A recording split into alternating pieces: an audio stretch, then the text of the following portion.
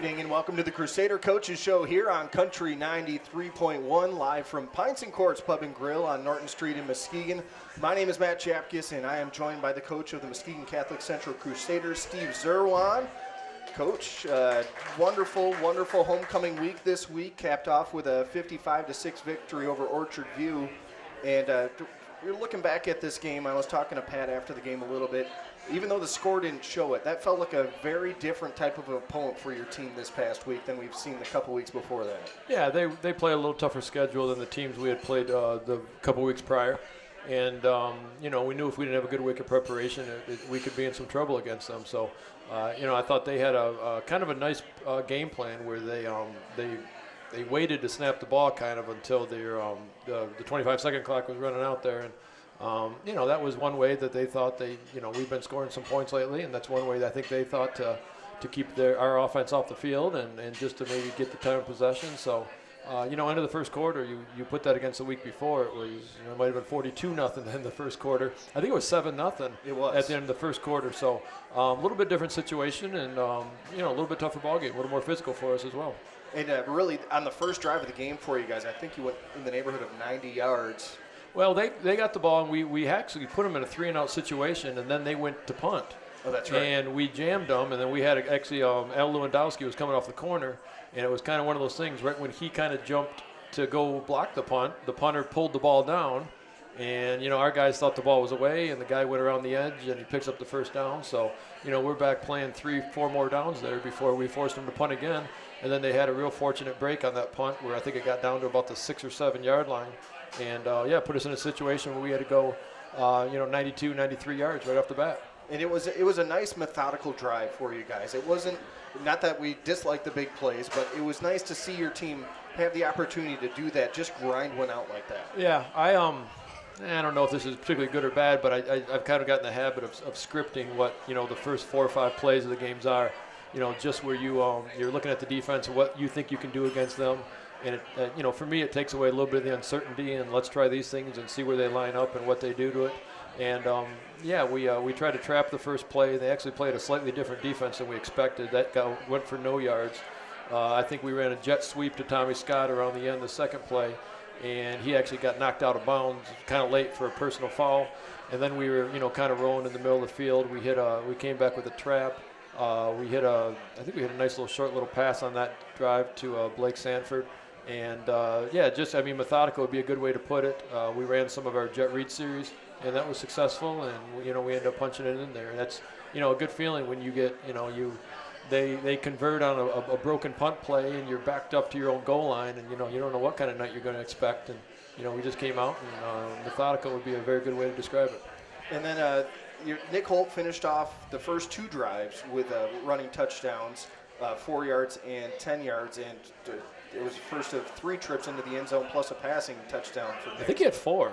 Yeah. I think he 3 runs and a pass. So, no, 4 runs. Was it all 4 runs? Yeah, the newspaper guy afterwards said, you had 5 touchdowns. There we go. You're correct. Yeah, well, 2 of them were quarterback sneaks. Yep. And we really trust him when he gets near the goal line or needs a short yardage situation. He's got a little knack for just kind of finding the gap in the defense and picking up a yard or 2.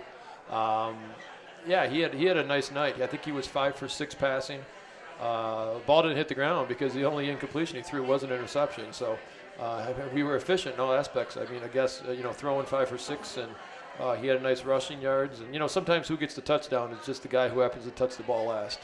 And sometimes with him being the quarterback, you just, you're not risking a handoff, and you're just trusting him to go in. So Nick was the benefactor of that this week, no doubt about it.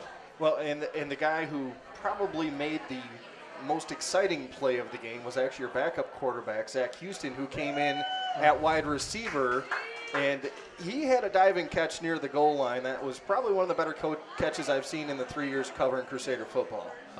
Just to see a catch covering Crusader football, I think is something else. But he made we actually had that. There was the same exact play. We ran the opposite way last year. And our quarterback last year didn't make the right read, and it wasn't a completion.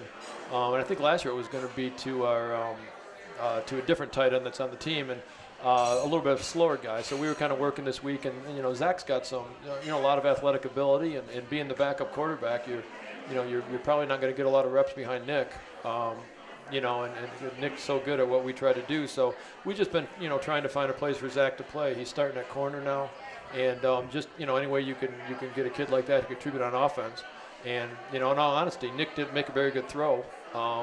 We talked about that a little bit. He kind of overshot him a little bit, which is, Zach was right open, and that's one of the reasons Zach had to go up. And, yeah, he made a heck of a catch. I think everybody on the sideline was waiting for when he came down with it, the ball was going to cause a fumble on that. But, no, he went up and tucked it. And, it'd be one of the better catches I think you'll ever see. Our team photographer actually was standing right there. And if you see the pictures of it, I mean, he's got Zach right in his sights. And just a wonderful picture, too, that he got to capture on there to take with him for a lifetime. And rumor has it Kimmin got a pretty good video shot of it as well. So we'll check it out here coming on TV 96, no doubt.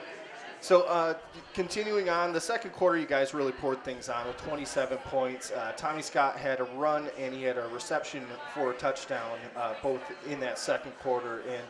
And after the 7-0 lead to finish the first quarter, you sit back at halftime. They scored a touchdown late in the half, very late in the half, with 17 seconds left. But it was still a 34-6 lead at halftime, and things were pretty comfortable at that point. Yeah, and when you start talking about, who made the most exciting play of the night, and, you mentioned Zach Houston's catch, Tommy Scott caught a little bubble pass, and I don't know how many tackles he broke, and just showed an amazing amount of athletic ability and breaking tackles and cutting back across the grain and went for a touchdown. It was very reminiscent, actually, of a little pass he caught in the Grant game. And if you remember, some Crusaders fans will remember out there, he got down to the goal line and fumbled. Yep. It was just unfortunate he didn't tuck the ball there and thought he was in the end zone. So a very, very similar type of play. He completed the play and scored on it. So you're just so proud of a kid when he makes a play like that. And, Tommy's got so much athletic ability. We just try to do things to get the ball out to him. And they talk about getting, athletes the ball in space.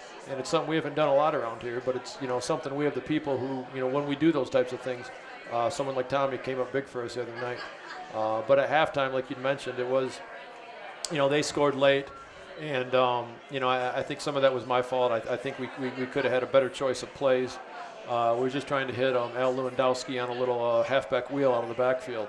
And it's kind of one of those things that, we were rolling at that point. You think all those plays you draw up look good, and then, we miss a block, and the quarterback makes kind of a bad throw. And before you know it, we put them in a situation to score. So, I think if anything, that was that score would be on me, I guess. Okay.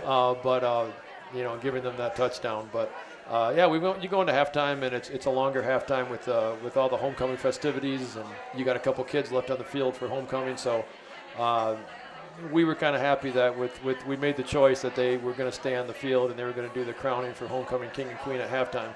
So yeah, we were kind of pleased that we were up 34-7 at half, or 34-6, rather than it being a tight game when you need them in the locker room and being able to talk to them.